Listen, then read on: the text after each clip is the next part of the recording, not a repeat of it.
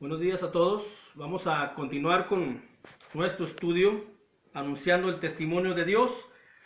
Al principio, cuando iniciamos este estudio, te había dicho que lo íbamos a hacer en 3 puntos o en 3 secciones. Pero para que esté mejor entendible, para poder desarrollarlo más, hemos ampliado o hemos anexado un punto más, una sección más. Al principio te había dicho que los 3 puntos consistían en 3 preguntas.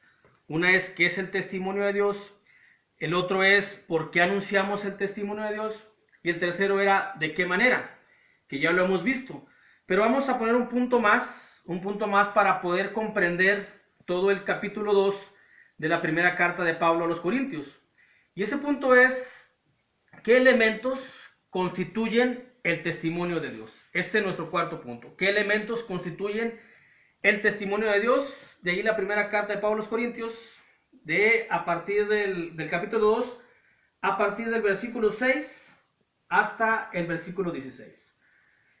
Ya al principio dijimos que es el testimonio de Dios. El testimonio de Dios es que Él nos da vida y vida eterna, y la vida está en su Hijo Jesucristo. Eso lo dice la primera carta del apóstol Juan, capítulo 5, versículo 11. Ese es el testimonio de Dios, que nos ha dado vida y vida eterna, y la vida eterna está en su Hijo Jesucristo. Es decir, quien tiene a su Hijo Jesucristo tiene la vida eterna. Y esto es lo que te anunciamos, la salvación, la vida eterna. Hay muchos que van por el mundo creyendo, oyéndose con un testimonio de un hombre que hace muchos años dice su propio testimonio de ese hombre, que se le apareció una imagen y que esa imagen vino del cielo. Y muchos han creído en ese testimonio.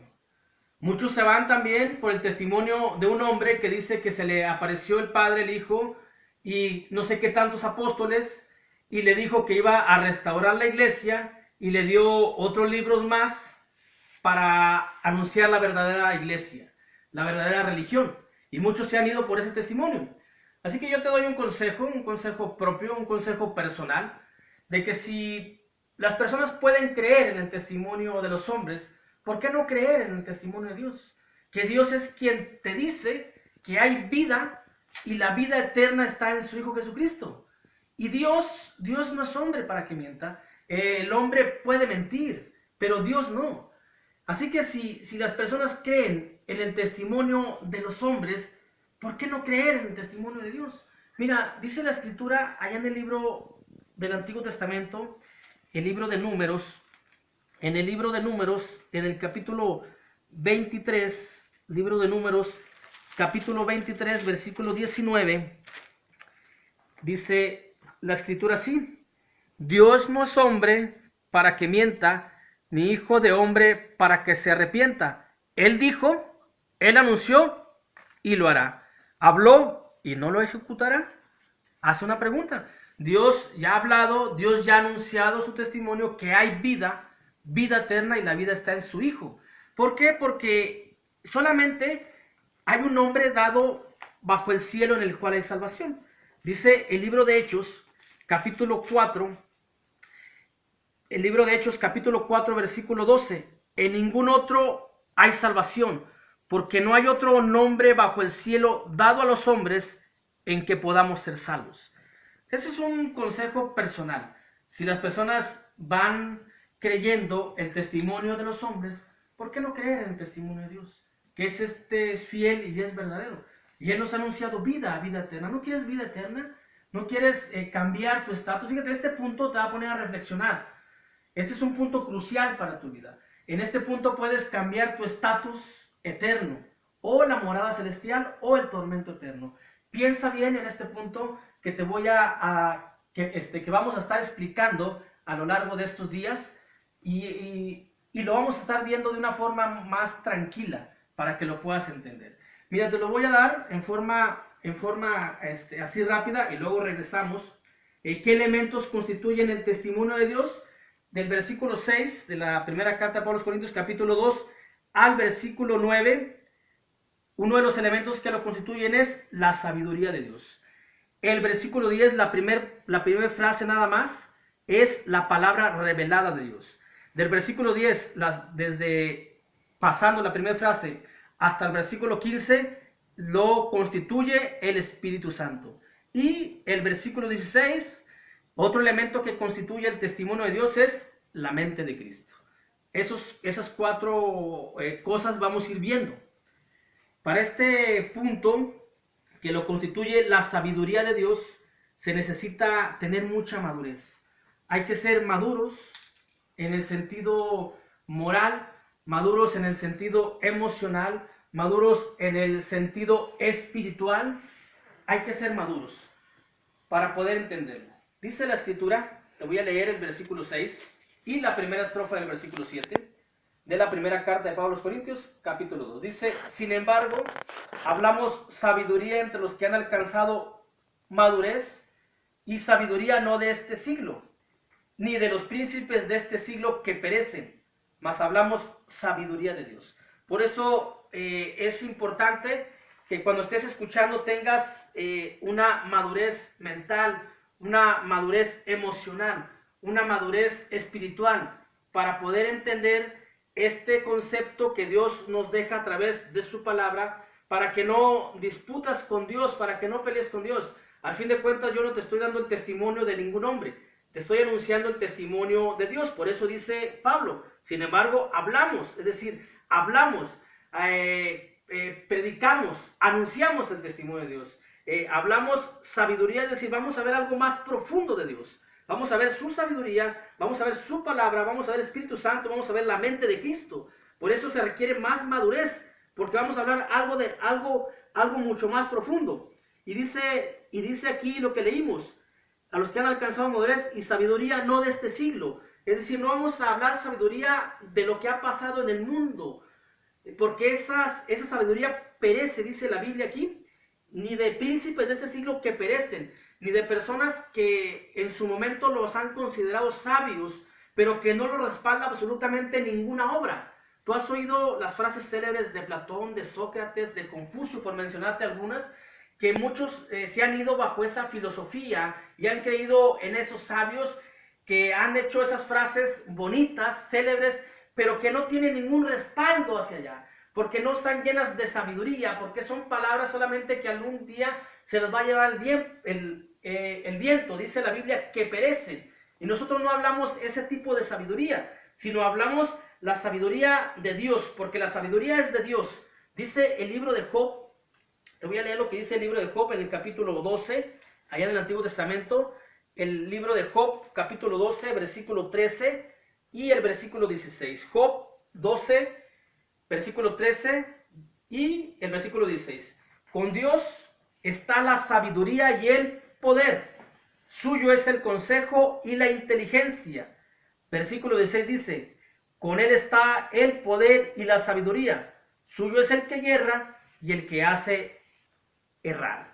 No estamos hablando de sabiduría de hombres. No estoy diciendo que el hombre no sea inteligente. Los hombres son inteligentes en las cuestiones del mundo. Estoy hablando de la sabiduría traída hacia el sentido espiritual. Y que no te vayas con esos pensamientos que es que es algo muy espiritual, muy profundo. Lo profundo de la sabiduría lo tiene Dios. Y esos hombres que han hablado y han hecho esas frases célebres, muy famosas, no tienen ningún respaldo. Dios, a pesar de que es Dios y que te da su testimonio y que es cierto y que es verdad y que es real, lo respalda toda su obra. 3 obras respaldan la sabiduría de Dios: la creación de los cielos y la tierra, la creación del hombre y el plan de salvación. Esa es la sabiduría de Dios. Mira, dice Proverbios, nada más por mencionar, nada más una cita, allá en el libro del Antiguo Testamento también, en Proverbios, capítulo 3, versículo 19. Jehová con sabiduría fundó la tierra, afirmó los cielos con inteligencia. ¿Qué testimonio de hombre? ¿Qué hombre que da su testimonio ha creado los cielos y la tierra? Más que Dios solamente, porque en él está el poder. Esa obra respalda la sabiduría de Dios. Otra obra es nosotros, que nos ha hecho de una manera en nuestro funcionamiento perfecto, solamente que nosotros nos hemos equivocado y hemos imperfeccionado nuestro propio cuerpo, pero Dios nos hizo perfectos. Dios hizo los cielos y la tierra de una forma magistral, de una forma perfecta, tan perfecta que si la tierra se mueve 300 kilómetros aproximadamente hacia un lado, nos quemamos. Y si la tierra se mueve 300 kilómetros aproximadamente a otro lado, nos convertimos en hielo.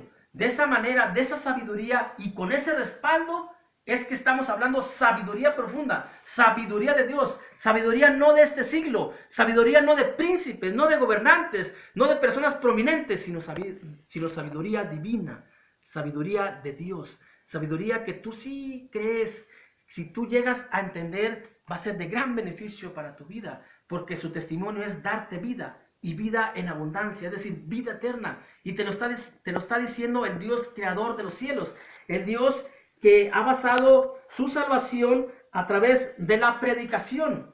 Dice ahí en la primera carta de Pablo a los Corintios, capítulo 1, versículo 21, pues ya que en la sabiduría de Dios el mundo no conoció a Dios mediante la sabiduría, es decir, mediante la sabiduría humana, no conocieron a Dios, agradó a Dios salvar a los creyentes por la locura de la predicación. Y es lo que te anunciamos. Esta que para muchas personas es algo loco, porque anunciamos a un Cristo crucificado. Nosotros, Dios a través de nosotros, de esta predicación, te estamos anunciando su testimonio, de que Él te quiere dar vida, y vida eterna, y vida en abundancia. ¿Y sabes por qué Dios no basa la salvación en la sabiduría humana? Porque la sabiduría humana es necedad, es insensatez. Fíjate, dice en la carta de Pablo a los Romanos, capítulo 1, la carta de Pablo a los Romanos, capítulo 1, versículo 22 y 23. Profesando ser sabios, se hicieron necios y cambiaron la gloria de Dios incorruptible en semejanza de imagen de hombre corruptible. Fíjate, esta es la sabiduría humana, el cambiar la gloria de Dios. ¿Sabes qué es la gloria de Dios? El Antiguo Testamento nos lo dice, la Shekinah, la presencia de Dios. Es decir, el hombre en su sabiduría ha despreciado la presencia de Dios, ha desechado la presencia de Dios, ha dejado la presencia de Dios de su mente, de su corazón, de su casa, de su trabajo, y la ha cambiado por una imagen de hombre corruptible. Todos los hombres hemos sido corruptibles, hombre, mujer, todos, porque dice la Escritura, no hay justo ni aún uno. Pero el hombre en su sabiduría, en su inteligencia, ha dejado la presencia de Dios en su vida y ha metido una imagen de hombre corruptible. Y no nada más eso, le ha quitado la oportunidad a sus hijos, porque le ha impuesto esa imagen a sus hijos para que no tengan la presencia de Dios. Por eso te dije, hay que tener madurez para entender esto. La gloria de Dios que ha sido cambiada es la presencia de Dios. Hay muchas personas que no tienen la presencia de Dios porque la han cambiado por la imagen de un hombre corruptible o de una mujer corruptible. Al fin de cuentas, todos los hombres somos corruptos. Y hemos sido justificados solamente por la sangre preciosa de nuestro Señor Jesucristo. Esto es lo que trata de Dios, que tú entiendas, de que si quieres su presencia, no cambies esa imagen. No cambies la presencia de Dios, no cambies la gloria de Dios. Esa es la sabiduría del mundo, eso es lo que te enseña el mundo, a cambiar la presencia de Dios por la imagen corruptible de hombre. Seguiremos en nuestro estudio. Recuerda, hay que tener mucha madurez. Dios te bendiga.